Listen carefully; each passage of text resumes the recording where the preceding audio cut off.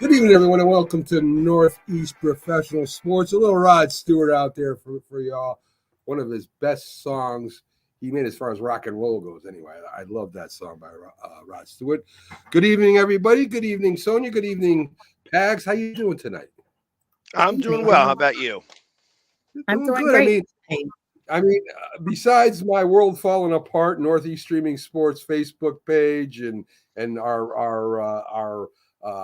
our audio file being hacked, everything hacked, and losing everything, I'm doing pretty good. I mean, Pags Pags kind of told me I was on the page working, doing my thing, and Pags messaged me and said, "Hey, what's Northeast Streaming Sports?" I said, "I was just on it." He said, "Yeah, well, I can't log in." So Pags brought it to my attention early this morning, and yesterday, and we got this thing back up and going, and the likes are coming in, the followers are coming in, so I'm pretty happy with that. Thank you all out there for following, liking, and sharing, and we'll try to get this thing back up again. So that's my problem. Listen, let's start off with Sonya. We never start off with Sonya and the Panthers. Some interesting news out there. You got a new chief of operations. I read something about your coach when he was with Seattle had extramarital affairs, and he ended up, working with his wife through it. And I mean, very, very exciting stuff going on over there in Carolina, Sonia. yes, thank you so much, Mac, and good evening to you both. So Dave Canales is our new head coach, and apparently he does have this eye-opening book that supposedly, with his candidness, is supposed to make people, like him more. Basically not pretentious or things like that. I guess he's trying to put a personable spin on things because, let's be honest, the Panthers are not 100% sold on that coaching hire. And just yesterday, he also added his offensive coordinator as well. So he's now the seventh head coach in the history of our franchise. But it's going to be interesting to see how it all, pans out. He seems like an honest person. He's born in 81. So they got someone that can kind of hang in there for the long haul. He got a 6-year contract. We know that really means nothing with David Tepper. And in fact, the news yesterday is we are now paying 3 coaches. Believe it or not, we're still paying Matt Rule, Steve Wilkes, and now Dave Canales, who is now the head coach. And I don't know why Frank Wright wasn't included on that list, but he's not. That doesn't mean he's not. Maybe they left him off, but we're paying a bunch of people. I feel like I should suit up and go down there and coach for at least a couple of games, get fired, and just get a check. There you go. There you go. So the Panthers are trying to get their stuff together anyway for this upcoming season. And of course, last week I had you start talking about the NBA, Sonia. And Yeah. there's some surprise teams, there are some disappointing teams. What steps stands out to you in these two categories? So right now, the NBA, the power rankings, those are very important. They can change from week to week. We already talked about in our previous episode how the Golden State Warriors are just basically a figment of imagination. In fact, the word came out yesterday that they probably will be imploding that entire unit. Klay Thompson probably will be traded somewhere else. So that's a little shocking considering they are the golden team, no pun intended, for so long. But the power rankings that came out even as of a day ago has Joel Embiid, New York Knicks, and Clippers. The Clippers were edged for that number one spot. So to me, it's shocking that we're seeing a show of the New York Knicks climb the ranks like we did from yesteryear. So Yeah. that's what I have today. Like that's really, really powerful with the NBA news. As well as we know, Doc Rivers is joining the coaching staff with Minnesota, I believe it was. And Milwaukee. Milwaukee. Milwaukee, wrong M. Thanks, Pags. And Anthony Edwards was fined by the NBA for criticizing the officiating. Now we've seen officiating go everywhere. In fact, just yesterday, LeBron James was heated after a exchange yesterday where he was popped in the face during that game, and he felt like the officials were not calling it. So, Mac, it's a lot going on in the NBA. It's definitely time to go ahead and switch trajectory and go on over to the next sport as we fade out of one and go into the other. So here we go. Yes, yes. I guess you could consider the Lakers a disappointment after winning their midseason championship there, and they're below 500 right now. I think it's like 27 and 28 or 24 and 25, something Yes. like that. And Yes. you know, so let's turn to Pags here as we're talking basketball. Got some Eagle news I want to talk to him about after that. So Embiid, after being out for two games, Pags, they put him in, and he still didn't look, really healthy there. He had a poor game, 14 points, 8 turnovers, didn't get his rebounds. Do you think that maybe the coach brought him back too soon? Actually, I don't think the coach brought him back. I think he tried to come back. I mean, it was Okay. they actually said that it was him that wanted to do this, not necessarily anybody else. Right. So he came back a little premature because I think that, I mean, he saw what kind of season he was having, and ultimately, everybody, the NBA says, "Hey, we're going to investigate whether he really had anything hurt or not," and and then everybody in the world is saying, "Hey, he was soft, he's got load management, doing whatever," and then ultimately, I think he heard all those noises and tried to make something happen, and it wound up, backfiring. Yeah, I mean, he gets hurt again. Somebody, falls on his knees. I think it's Kumbunga or Kawambunga or whatever his name is. He fell on his knee, and of course, he ended up hobbling off the court. So, I mean, what do they do next now? Do they again sit him down for a few more games? Do they let him rest till after the All-Star game, Pags? That's what I would do. I'd let the man rest. You need him for the second half of the season. Well, I don't think that there's not going to be any question about that, but I'm going to make sure that, yeah, it says that he's undergoing the MRI, but didn't find out what the MRI actually said. So it's, yeah, it's hard to say. I don't know. I don't know. They put an MRI on there, and that's going to really dictate. But yeah, I don't think he's going to play for a little while, and it's a shame because ultimately he probably didn't need to come play this game. You know what I mean? It's like I said, what's more important is April, May. That's what's more important. You can't win championships in January in the Right. NBA. Right. The only thing you worry about maybe is the seeding, and it doesn't really matter as long as you make that magic 8, right? As long as you're in that 8 team that can make the playoffs, you got a shot. As we saw over the past couple of years, you have 8th place teams coming up and challenging for the championship. So I agree with you there, Pags. So let's talk about Damian Lillard a little bit. Damian Lillard, of course, one of the best outside shooters in the game, could hit it from half court, for God's sakes. But defensively, he's kind of a liability. I don't see him getting down underneath the basket, trying to make rebounds, trying to muscle his way in. Do you think Lillard has to change his game a little bit with Embiid gone?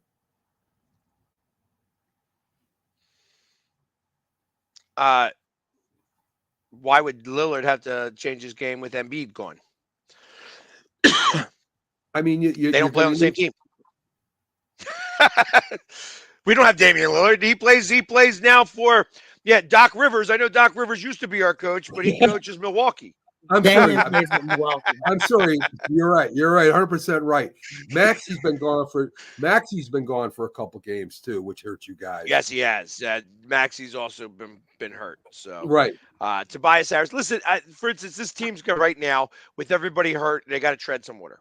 They're going to have to tread some water until everybody gets back. I have full confidence once everybody gets back that they're going to be able to do the things they needed to do. But this is where you brought in Nick Nurse, and the one thing that I will say is that these teams, the Sixers have been able to compete really strongly without their main guys. They may not win these games, but they have been competing pretty well. And I kind of think that that's going to continue. Nick Nurse isn't going to quit these games just because he doesn't have the personnel. I think it's just going to be tough. You know what I mean? Like I said, they got to tread water. You don't want to go on a massive losing streak during all this time. But you definitely want to be able to beat the teams you can, maybe steal a couple of games you shouldn't, and ultimately wait for everybody to return. Yeah. So let's get to the Eagles a little bit. Kelsey and I guess is it Fletcher Cox are both now thinking about retirement. Both have been long. See, again, this was the same guy who likes to report stuff that Fletcher Cox didn't like to talk to in the first place. So Okay. I'll be honest with you. I think that any of that stuff is premature. Truth of the matter is that I think Fletcher Cox is going to be back. I Okay. could almost guarantee that one. And I think that Kelsey is going to have more. I'll be honest. It's going to matter. I think it's going to be more involved if Kansas City wins. It's as ridiculous as this sounds. If Kansas City wins, I don't know that Travis will retire because I think that everybody wants to three-peat, to be the first team to possibly three-peat in the Super Bowl era is a really, really big deal. And it's the one thing that nobody else has done up to this point. So I'm not exactly sure if that's the case. However, I mean, I have put some money on the fact that Travis Kelsey will actually propose to Taylor Swift on the I field heard at that the end too. of that game. Yeah, I I saw heard that. that too. Yeah, that's a plus 175. I think I'm going to win Yeah. that pretty easily. Okay. Um, Here we are but I talking think about that he's actually waiting for his brother. I think that that's a real thing, and I think that they're going to retire together. And I don't think it's going to happen this year. I think it's going to be next year. All right. AJ Brown, he did comment on why he took down the media account, and it had nothing to do with him being mad at the Eagles, which is what everybody assumed, including me. What it had to do with is he wanted to block out the noise. He was tired of hearing all the nonsense that was coming his way on his site, about his injury, about everything. So AJ Brown, that's why he took down the social media account, Bags, which makes sense now. That's what I said before. I think I reported that to you guys, that I think that he just was trying to keep away from what was going on. So it's just he hears the noise, he reads it, and that's why he's like, oh, well, if I don't have anything up, they can't tell me anything. Right. So Smith will also join him at this conference. He commented, he said Sirianni didn't lose the team as everybody's saying he did. He said they just didn't make the adjustments. Now, you could blame the coordinators, but Sirianni's still the head coach. The buck still stops with him. And, maybe he didn't lose the team, but he definitely, Pags, as we talked about before, should have made adjustments from game to game. Yeah, I agree. Yeah. I don't really have an answer to that. I would love to say that the adjustments were made, and because of those adjustments, they weren't able to execute or anything like that. But ultimately, it was, we all saw it. We all saw what was going on. Your thoughts on them picking up Moore as the offensive coordinator? Of course, he was with Dallas. I think it was a couple of years ago. Was with San Diego last year. Smith seems to have no problem with him. He just, of course, throw me the ball is what they told him. And Moore will definitely throw the ball. There's no doubt about that. But Moore is not a big running offensive coordinator. He likes just to chuck the ball around the field. How will that fit in with the Eagles? Well, I'll go by past history, and I'm going to leave it at that for the moment. That every time the Eagles get a coordinator from the Chargers, they go to the Super Bowl the next year. Let's hope that history repeats itself. So Pags is predicting the Eagles to go to the Super Bowl next year. I said I hope that history repeats itself is what I said. I didn't say that I am predicting that. I find this a little challenging today. You know what I mean? I find that this is going to be. I have anytime a Cowboy comes to the Eagles or an Eagle goes to the Cowboys, it never seems to work out. Right. So I'm hoping that this breaks trend. You know what I mean? I'd love to be able to say that this is what's going on, but because I do an NFC East show and I hear Dallas Cowboys, or I do Coast to Coast, and I have a Dallas Cowboys fan on my panel on both of those shows, I hear a lot about some of the issues Kellen Moore had in general being an offensive coordinator. And then he went somewhere this year and he didn't go very well. No, so didn't go very well at all. So, all right. Sonia, you got anything you want to say to Pags? So, Pags, first of all, my condolences. I just have a question. Do you think, because I Condolences. saw that What am I getting consoled for? for losing, but you know, I have a question. So Sirianni's gone on the record to basically say he doesn't regret playing his starters in week 18, even though it contributed to injuries. And my question is, do you think that basically hampered them even further? It may seem like a ridiculous question, but it's really not. In their first round of playoffs, because they were already battling injuries as well as whatever else was going on in Philadelphia. Do you blame Sirianni for playing his starters in week 18? I they pay those guys a lot of money, and they don't pay me anything. I mentioned even on the show before that, the show that we did right before the game. I said I hope that they keep everybody out. There's no point in winning this game. We can give the Giants this victory, and it's not going to matter at anything in any way, shape, or form. Oh, if the Cowboys lose, you can still win the NFC and East and whatever. It didn't matter a little bit. That's what my thoughts were. And had they listened to me, they may have just said, okay, well, you know what? We have both of our receivers playing instead of both of them being a little bit hurt. I got you. Okay, well, So yeah, because the CJ, trajectory is normally no one plays. When they're like you said, like it makes sense of what you said. There's nothing going to matter with them holding them out. So yeah, that sometimes that's true, sometimes it's not. I mean, I know a lot of teams that play their starters even when they're going to the playoffs just to keep them fresh and keep them competitive, and they do care about winning even at the end of the year. That's just part of the makeup of being a athlete. So we got CJ the painkiller in. How you doing, CJ? Listen, I'm dying to ask. I gotta ask, what is the painkiller all about? Well, Sonya knows. I told her off the air what it was it's a cool about. story. It's a real cool story. All right. So basically, I'll put it down in a brief synopsis. I am a huge Judas Priest fan. One of my favorite albums that they ever made was Painkiller. So that was a song that I used to play a lot in my late teens, early 20s, and eventually with the circle of friends that I had, the name Painkiller stuck. So, which is kind of funny because I'm a pharmacy technician here in the state of Florida. So that part. He's the painkiller for real. Yep. So it has nothing to do with you hitting anybody or anything like that. It just has to do with medicine. All right. So here's a guy that wants to hit me coming on right now. Whoa, easy. He's Angle. Keith Angle, I know sometimes he'd like to reach out and pop me once in a while. But that's all right. So good evening. It gives new meaning to the word reach out and touch someone, huh? There you go.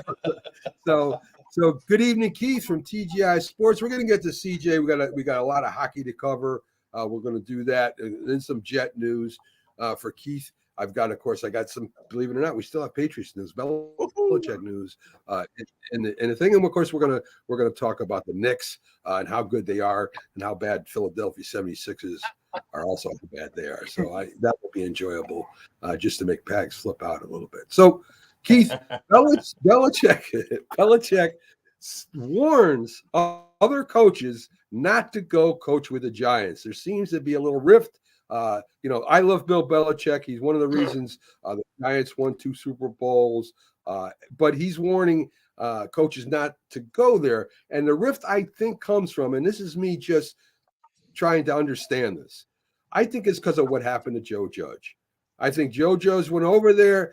Bill Belichick recommended him to the Giants, put a good word in for him, and they fire him the first year. And as we found out, Bill Belichick is very loyal to his coaching staff. If they get fired anywhere, he takes them right back in, and they're back coaching for him. Do you think there's a validity to that? Possibly, unless your name's Eric Mangini, that story is pretty much true. Eric Mangini wasn't welcome back in the fold. No, he's out. He's gone.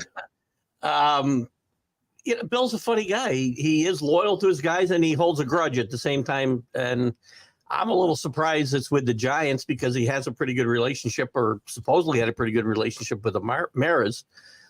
So the story comes as a bit of a surprise, and a lot of speculation that if the Giants struggle next year, that Dabo would be looking over his shoulder at Belichick. This kind of maybe puts a hole in that theory.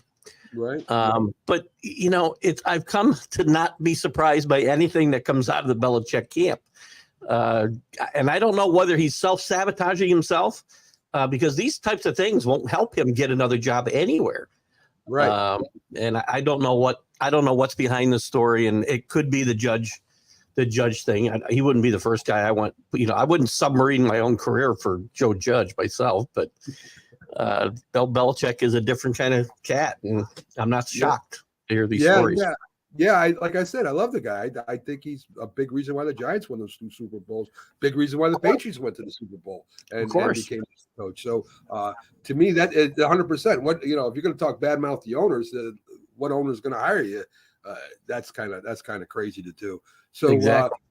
Let's talk a little Tom Brady, because I know you love Tommy, and Tommy loves you too. I've heard that. Who doesn't love Tommy? Come on.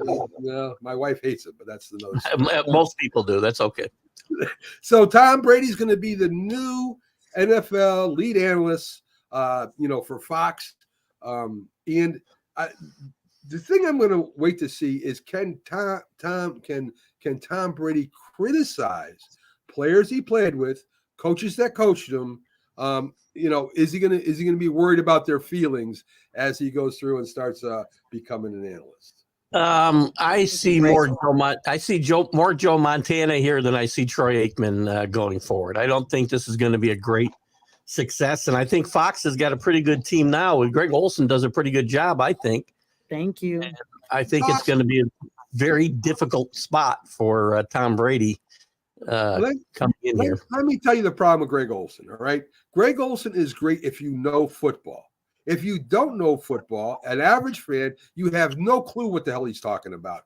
He starts talking about double level passes and going underneath, and once he starts talking like that, you lose most of the fans. And I'm Googling everything. Well, if guys just want to listen to babbling all day, they can turn on Tony Romo. They don't have to listen. I knew that was coming. I knew that was coming.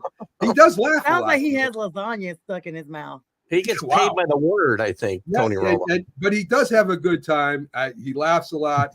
He does have. So at least he has fun, and that's very important when you're doing something. So okay. So let's now get to the Knicks. I am so excited about this team right now. They're winning. They've won 10 in a row, first time in 30 years. 14 games in 1 month, first time in 30 years. And this is without Randall, without Obi-Wan Anunoby. So I mean, listen, Josh Hart's playing good. Of course, Brunson's playing well. Their young guard is not that young, but their guard is playing well, and they have that connection, that Villanova connection. I think that's why the chemistry is there, Keith. Well, I think that's a big part of it. I think there's 3 guys now from Villanova that are a big part of this rotation, and I think that's part of the chemistry that's working here. DiVincenzo, as you just mentioned, I mean, he's had a career week for him this last couple of games, and helped carry this team. And the other kid who came along with. You got me not able to say the guy's name, Mac. You got me thinking Obi-Wan Kenobi, and I got to stop. So let's call Obi-Wan. That's what we're going to call him from now. We call him Obi-Wan. All right, that's good. The kid who came over at Obi-Wan, I cannot say his name either. Had a great night last night as well. Yes. And he's shown that this bench is going to be really, really deep once they do get healthy, with Obi-Wan and Randall coming back, hopefully in a few weeks. And this team is getting themselves primed, and probably a couple other bodies coming in to help down the stretch. I would expect just bench help, as we talked about earlier today. Yeah, we talked about it today. Keith jumped on with us because of all the Knicks news this morning. and we talked, not only did we talk about the possibilities of who they were going to get, because, with all the draft picks, the number 1 draft picks they have, and the money they have left over, but, how far can this team go, Keith? I mean, can they beat Milwaukee? Can they challenge the Celtics? I don't think they'd beat the Celtics in a championship, Eastern Conference championship, but I think they could challenge this team. I do too. I mean, I don't think there's a great team in the league. Really, Boston might be the most complete team in the league. The Sixers are certainly good. I'm not going to say they're not, but there's a lot of teams that are on kind of the same level and could knock each other off on any given night. That counts for out west too, I believe. So if you want to dream, you can dream big. This is the year to dream big, and this team is getting hot. Hopefully, at the right time, and this momentum will carry over through the end of the year and into the playoffs. I agree. The LA Clippers, I mean, they kind of came out of nowhere. As long as Leonard stays healthy, which is a big concern all the time. If he stays healthy, hey, the Clippers have just as good a shot at winning the West as anybody, Keith. There's some surprises out there. I mean, Minnesota's a bit of a surprise as well as they played as consistently as they played this year, and the Clippers are a bit of a surprise. But these are teams that historically have not shown up in the playoffs either, no matter how good a regular season they have. So they got a lot to prove there, as do the Knicks. Not for that matter in the playoffs. So right. you got to make a deep playoff run, or the regular season doesn't matter. Right. I have a question. Zion Williamson, so this is probably the most we've seen him. He's played in 38 of the 47 games this season, but once again, he's questionable. However, the Pelicans continue to stick with him. Why are they sticking with him? If he's injury prone every season, we see Zion go down. This time it's a bone contusion.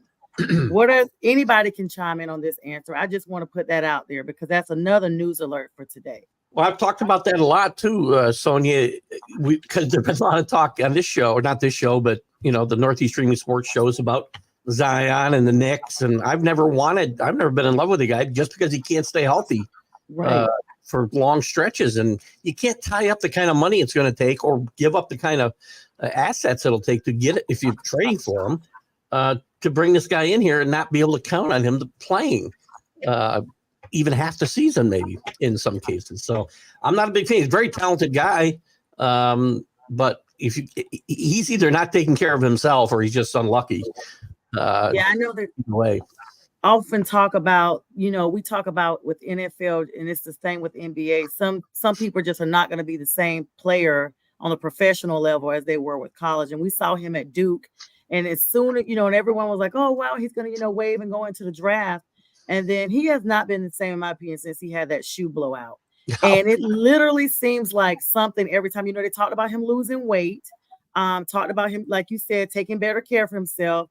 He had a whole debacle with some female on Instagram. And I think that's the only relevant thing he's had going because he's injury prone. And it's almost like the Pelicans are doing themselves a disservice to continue year after year. I think he's only been in the league, 5 years, but it feels like 10 because it's an ongoing illness with him.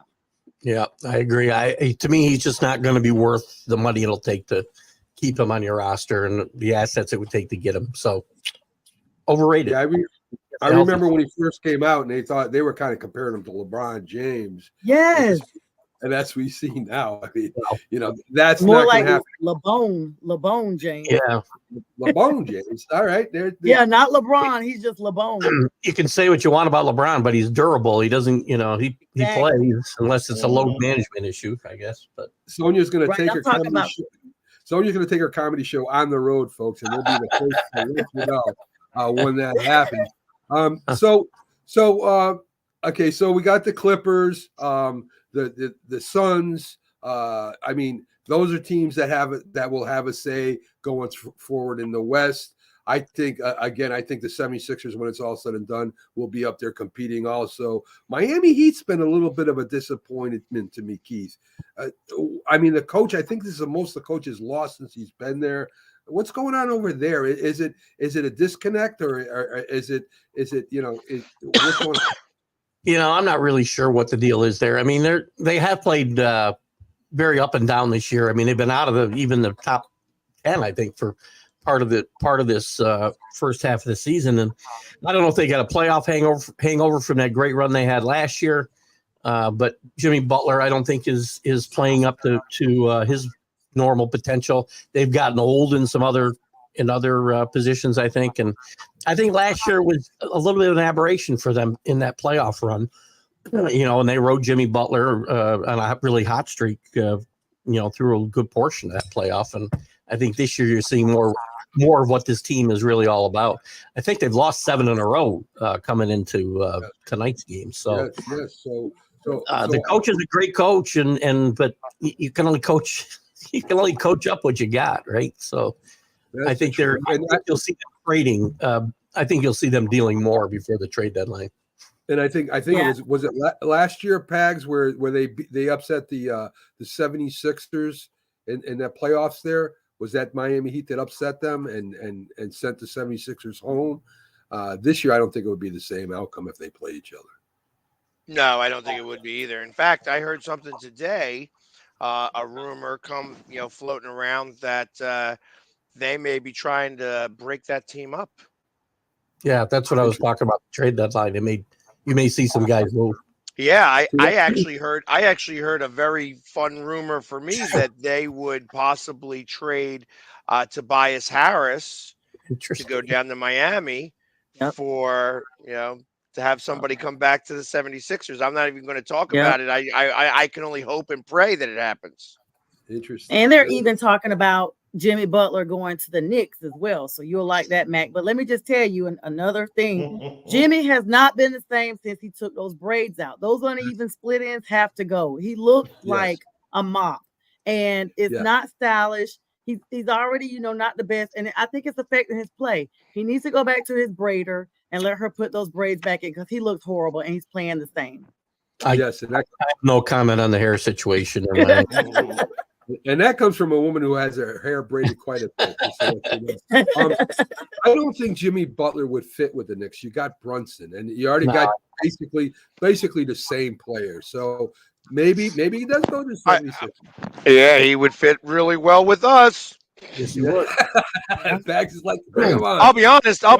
I think it would change our team to the East contender. Like that, they would be the ones from the East. If Jimmy Butler came back on this team right now, and whether they trade Tobias Harris or not, and I think that they would trade Harris because his contract is up, so you'd wind up being stuck with Jimmy Butler's contract. But it would absolutely make the Sixers the leading team to win the championship. I can say that. Embiid, you got Jimmy Butler and Damian Lillard too. Let's not forget about him, Pags, even though he's not with you guys. So anyway, right, exactly. Hey, listen, he if he scores for us, I don't care where he plays. I messed up earlier. Said he's actually played with Tom Thibodeau before, so I thought I missed a big deal today or something.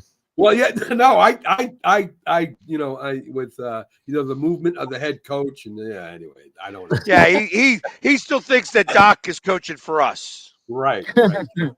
And that's not happening. So we're kind of saving CJ here for last. We do have some Jets news, believe it or not, CJ. There's interesting.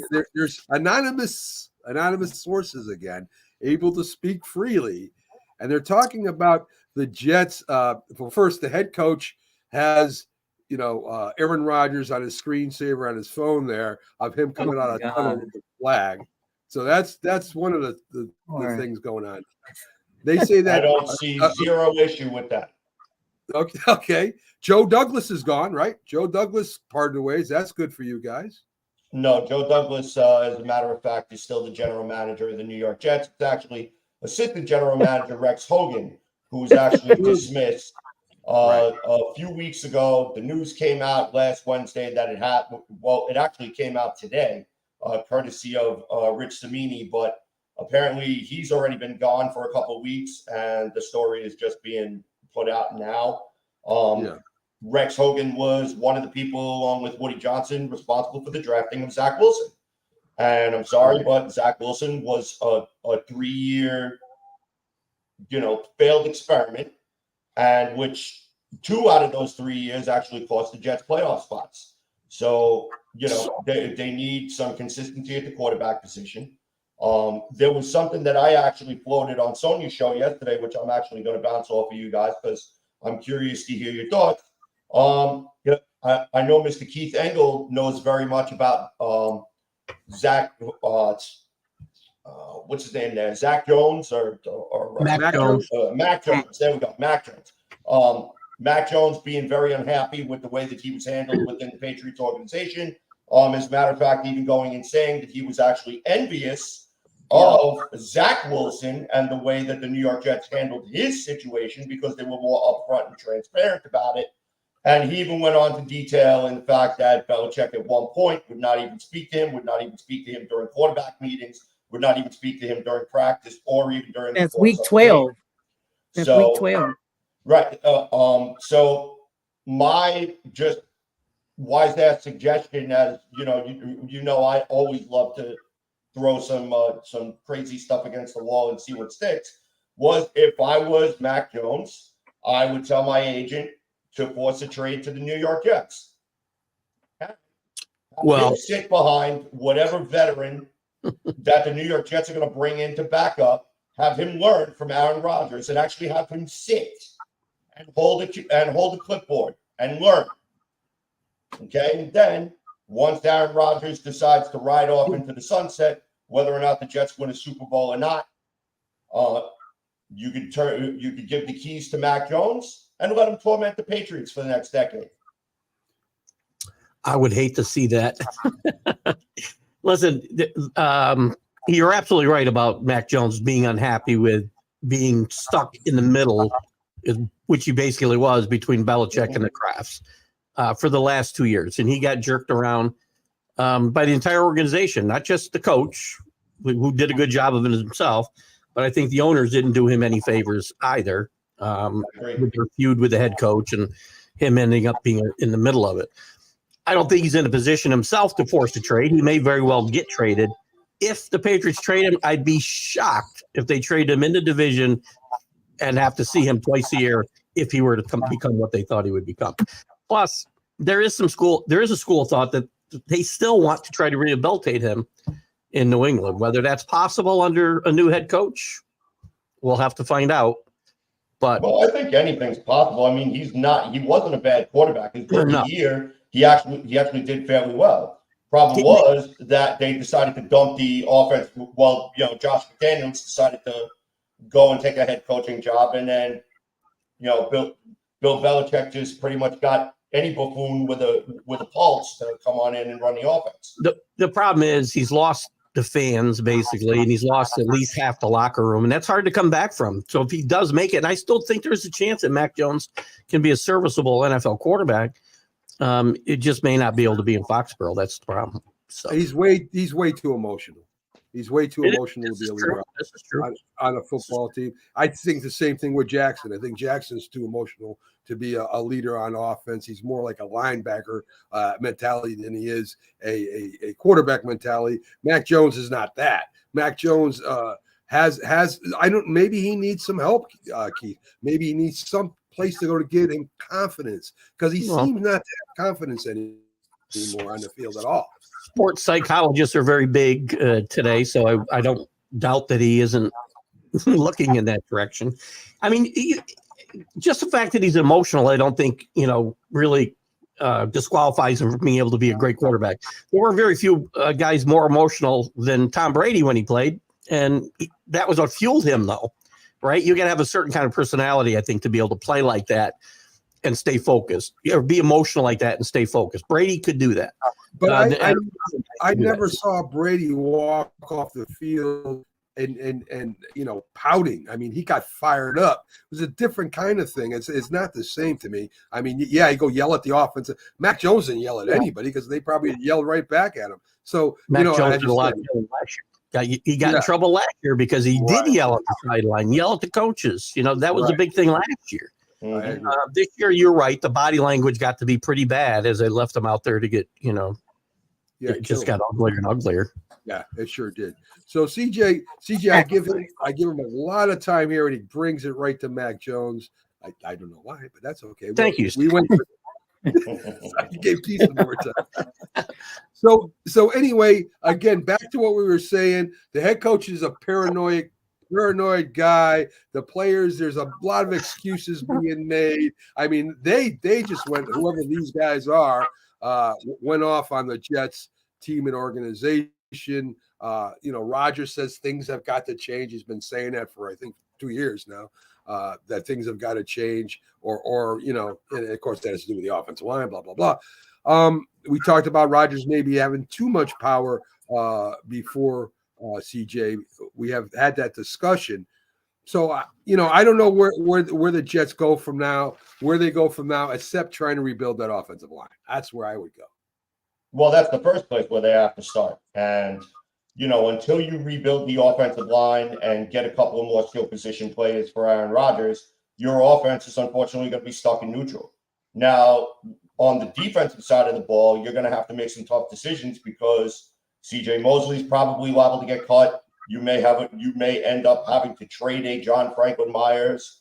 You have to find out if Al Woods would be able to come back, considering that he had a season-ending injury. So there's still a lot of things that need to be addressed within the New York Jets organization. I mean, for me, it all starts and ends with the offensive line, in my opinion, because if you do not have a serviceable offensive line that can at least play, to mid-level, then your offense is going to be non-existent. I've been watching the Jets offense be non-existent for 3 going on 4 years. It's getting ridiculous now. Every year we're either 30th, 31st, or 32nd in the league in offense. It's pitiful. It's a disgrace. The fans deserve better.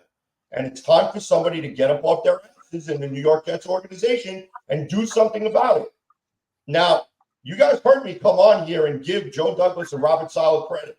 They took all the bullets during the end of the year. Well, what exactly are you going to do? How many more excuses are you going to put out there? I mean, you even have Garrett Wilson having a closed-door meeting with Robert Saleh and Joe Douglas, and at least them giving him the freedom to be able to vent his frustration about the tough year that he had. But even though he considers himself he had a tough year, he still had over 1,000 yards receiving. And this was with a carousel of quarterbacks. Now, just imagine if you actually have a 100% healthy Aaron Rodgers, regardless of that he's going to be 40 years old. If you have an offensive line that can protect him, that can allow him to get the ball out, Garrett Wilson could probably be one of the top receivers in the NFL, hands down. But he can't do it by himself. You need a supporting cast. Alan Lazard cannot suck. Okay, plain and simple. So, I mean, Jason Brownlee, maybe you give him more reps. Xavier Gibson, maybe you give him more reps. Erwin Charles, he was a guy who started coming on late in the year. Maybe you give him more reps and he finds a way to get onto the 53. You have to do something because for me, for as long as I've been a fan of this team, enough's enough. Plain and simple. Okay. So let's get into some hockey here. We got some Ranger news, Islander news, and we also got some allegations of sexual assault to talk about. Take that away. Go ahead. Oh, man. Well, starting with the New York Rangers news, obviously right now they are on the All-Star break.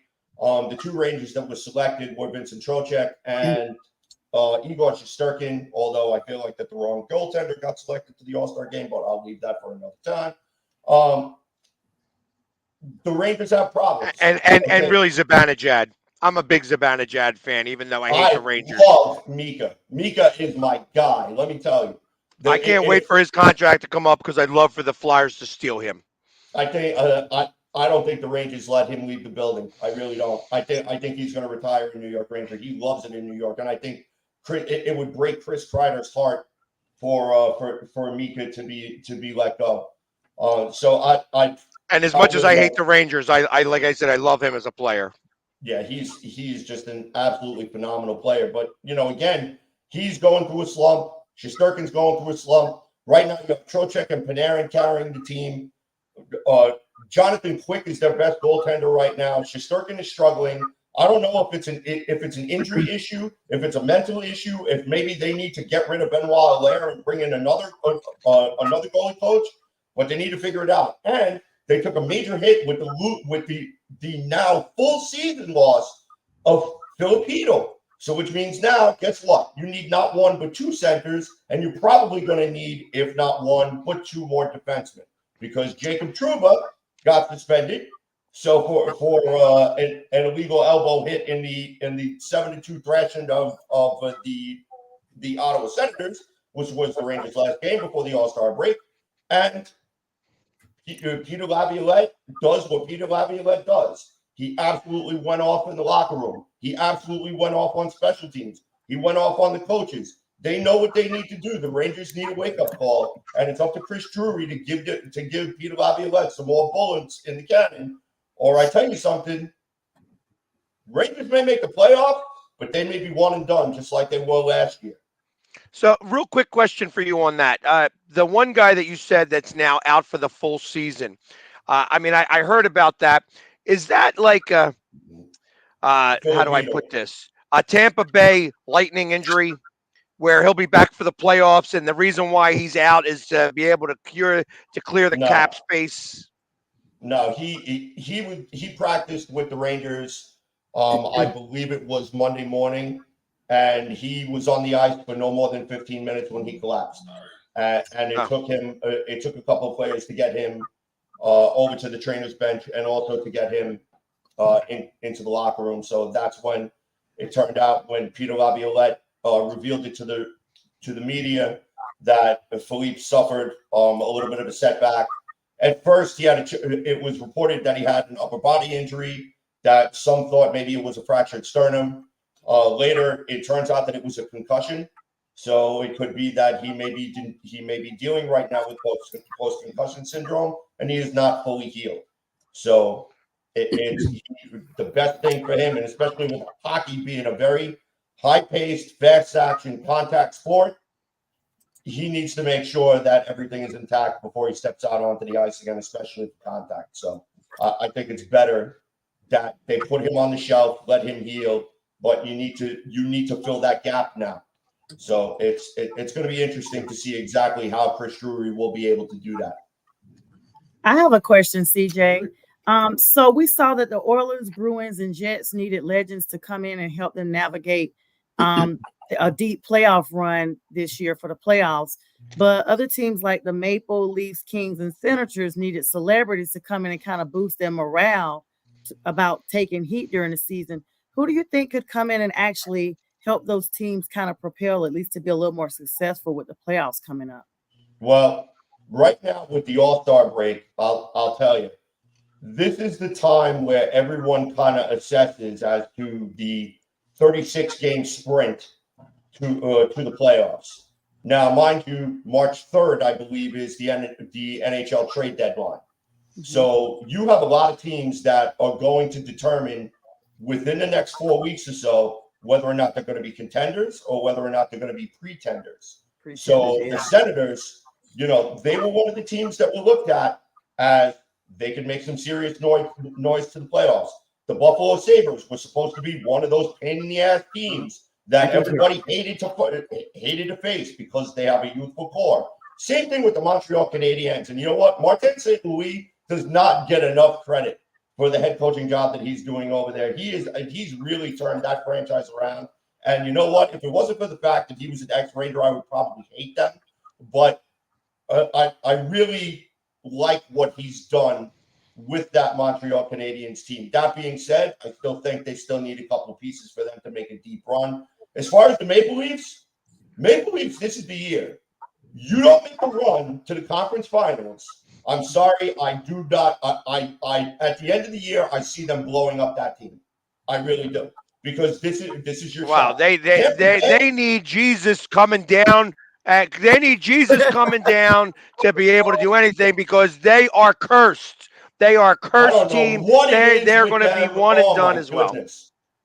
So I tell you, the Boston Bruins, they're back into their pace of dominance like they always have. The Vancouver Canucks completely whitewashed the entire East Coast on their trip. So you have the Detroit Red Wings, another up-and-coming team, starting to gather steam. But you also have your teams that are stuttering. You have Winnipeg, which is having some issues. They're hot or cold. You don't know which Winnipeg Jets team is going to show up. You have the Colorado Avalanche. There are times where they get very, very streaky. Same thing with the Vegas Golden Knights. The Golden Knights are starting to put it all together. The defending Stanley Cup champions, always tough to face against. Of course, the Seattle Kraken, you can never count them out. The Anaheim Mighty Ducks, they may be huge sellers at the trade deadline if they can't get things figured out within the next 3 to 4 weeks. And, of course, we have to mention the New York Islanders firing their head coach and anointing Patrick Waugh with the holy water. And so far, I still haven't heard about the Philadelphia Flyers. I know that you're a Rangers fan, so I know that you want to keep them off your lips. So no. Let me tell you Or something. the Hurricanes. Nobody talks about the Flyers. Hurricanes. The Flyers, I tell you something. I love John Tortorella, but you know what? I remember Glenn Sather, when he was the head coach of the Rangers, told him coaches in this league have a shelf life, and eventually the yelling, the screaming, the drills, they all become white noise. Now, the Flyers better hope that that's not the point that they're starting to get to, because they have a very, very talented team. And there is absolutely no reason why they cannot sneak into the playoffs as one of the wild cards. That being said, they got a lot of work to do in front of them because they still have defensive issues. They seem to have solved their goaltending issue for the time being. I do not know if it's 100%, but they've always had goaltending issues. So hopefully they can put it together.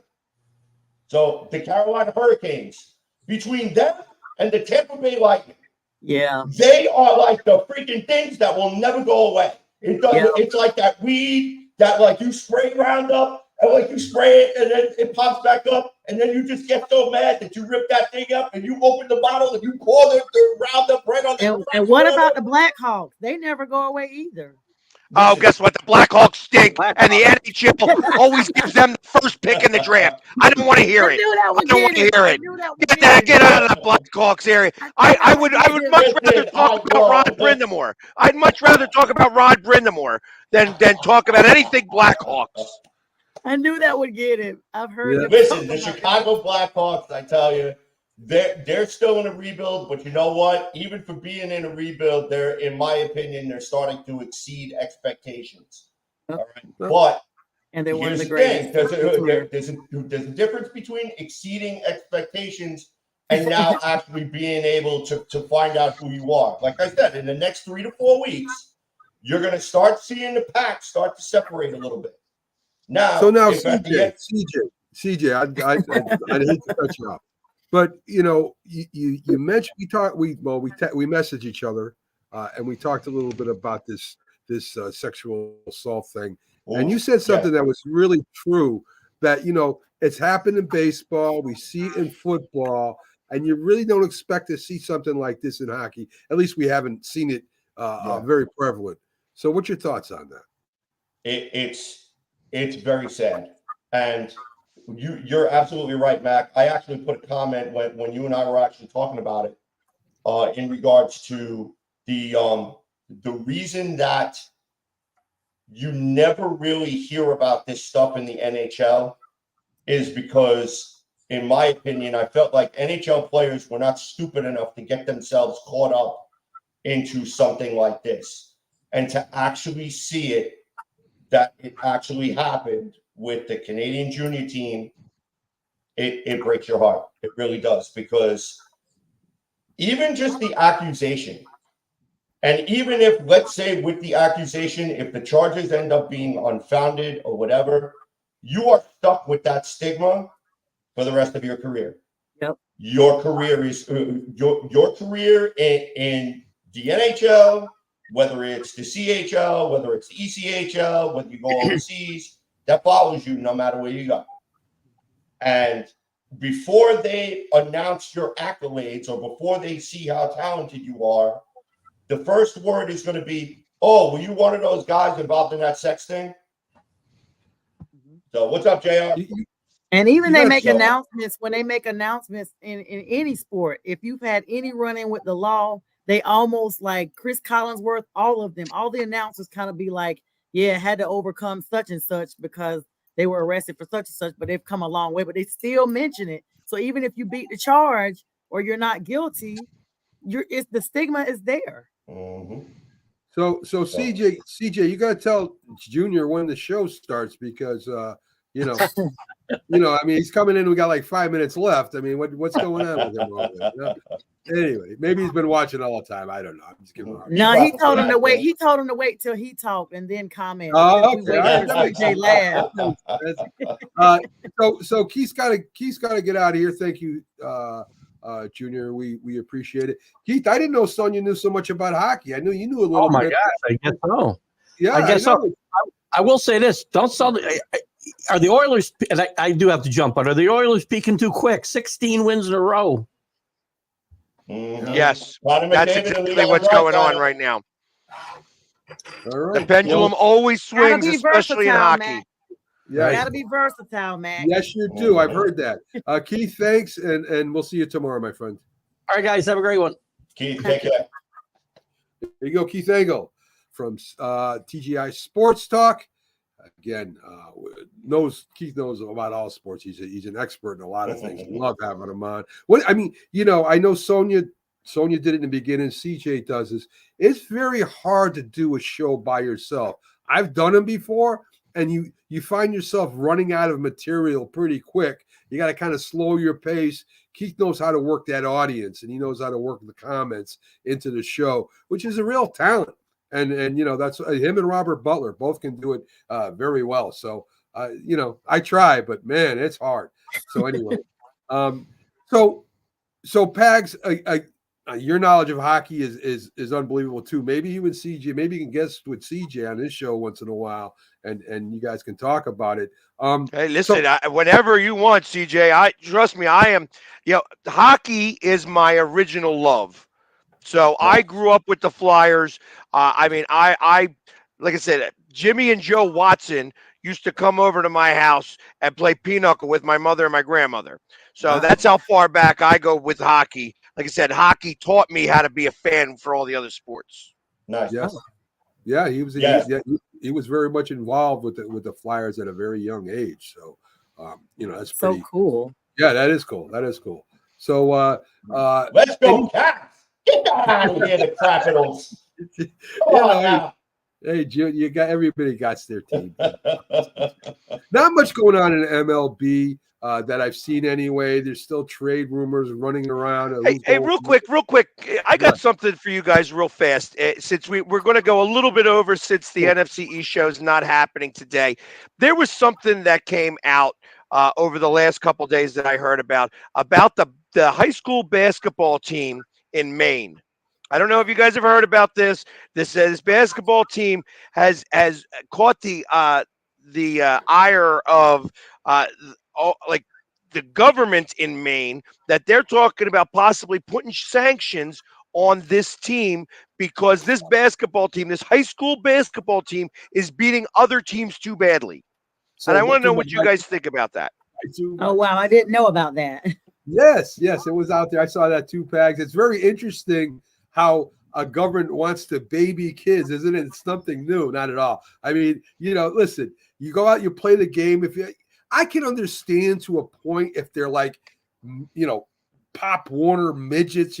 Sometimes they have those. You score so many points, it's done. Mm-hmm. Once you get in high school, it's the mercy rule. Yeah, once you get in high school, though, this is competitive sports. The whole idea is to win the games now. And to me, I coached to win. I didn't care what level I was on, but just in general, that's the way it is. So for the government to get involved in this, to me, is totally ridiculous. That's crazy.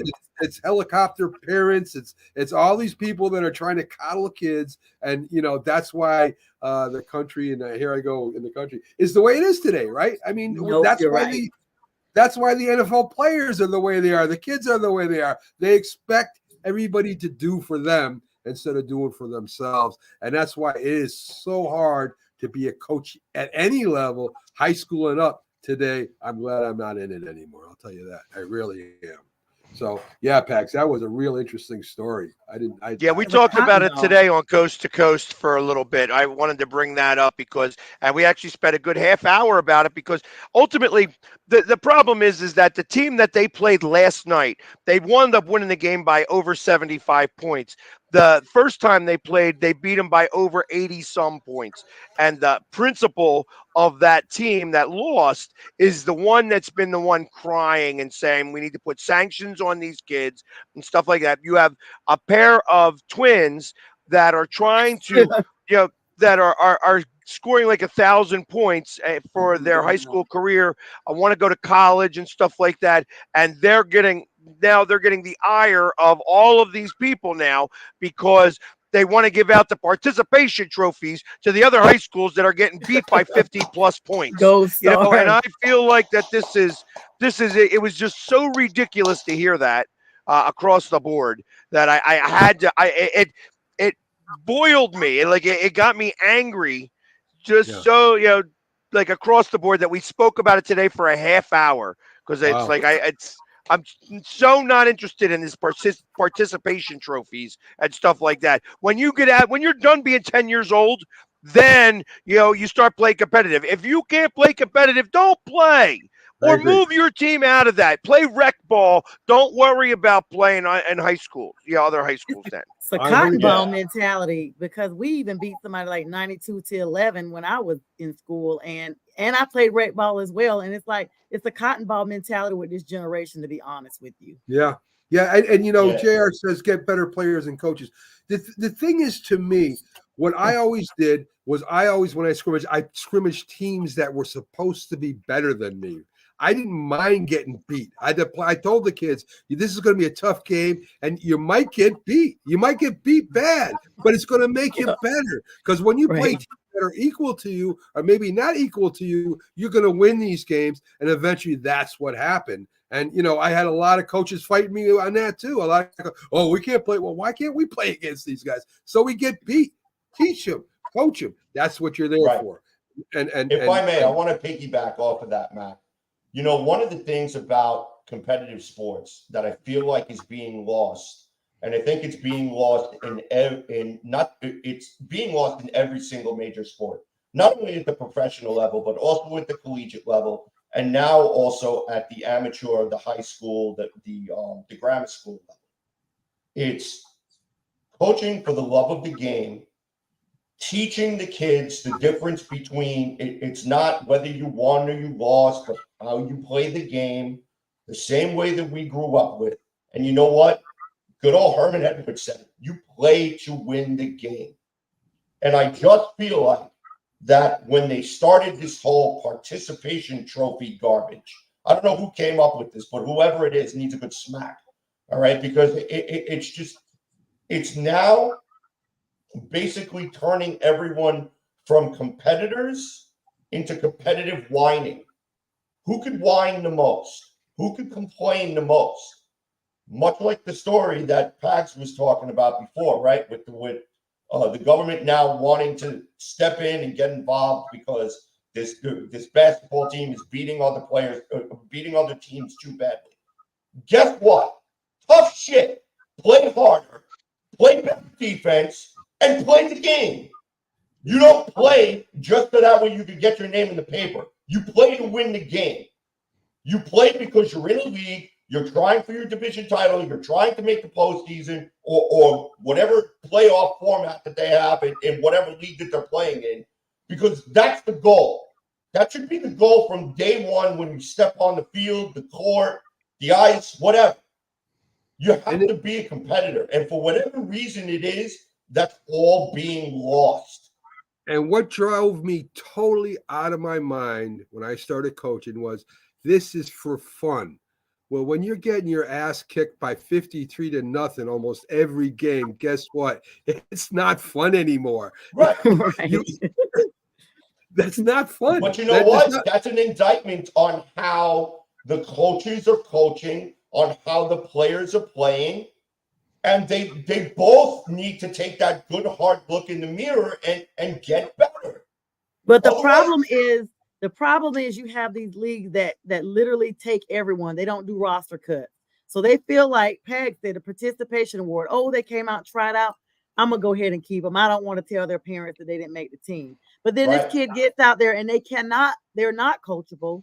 They don't have the talent to play. I don't believe in that everybody can be coached because everyone cannot. Some people have physical, issues with learning, and some just refuse to learn. But nonetheless, everyone doesn't get a gold star. You don't get the sticky note because you didn't talk during class on football fields or on basketball courts. You don't get those stars for perfect attendance. You get those stars for performance. And because this generation we have right now is so heavily involved, not just with that, but AI and everything and putting it off on someone else, we're going to continue to see this trickle down effect, even to the minuteness of the fun of having a sport. It's gonna be worse, guys. I got to get ready for J&B's coming up after this at 8 o'clock. Sonia's up at 9 o'clock. Stay with us on Roku here. We give you sports all day, every day now. We've got 63 shows. It's really going crazy over there. New shows coming on every week. So thanks for joining us. Love all the comments, the likes, the loves. Hopefully you shared it. And we'll see you tomorrow on the Mac and Jack Friday show. What? No? Oh, I'm not. What?